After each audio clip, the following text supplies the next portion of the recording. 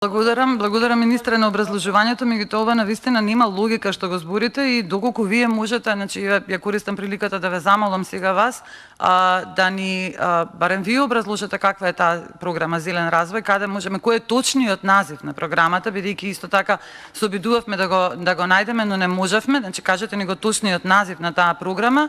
И малку е неблагодарно вака ние да чекаме што ќе биде во таа програма Зелен развој откако ќе се изгласа буџетот, а во меѓувреме сите ваши оправдувања зошто не се прифаќаат особено овие амандмани од еколошки карактер да се сведуваат на образложение дека тоа е предвидено во програмата Зелен развој. Значи кажете ни го точниот назив и кажете ни точни суми. И зашто? Бидејќи и овие амандмани се дадени врз основа на тоа што немаше увид во буџетот што значи тоа зелен развој и што е предвидено таму. Па сега ние покрај овие досегашни 4 амандмани кои што веќе ги дискутиравме, ќе имаме уште неколку амандмани кои што се однесуваат на вакви барања, а претпоставувам вие за истите амандмани ќе кажете дека се дел од програмата Зелен развој, а таа програма Зелен развој никаде не може да се види и вака се вртиме во круг постојано и сме навистина контрадикторни, избунети и ние, а верувам и граѓаните кои што не следат преку директниот пренос. Ви благодарам.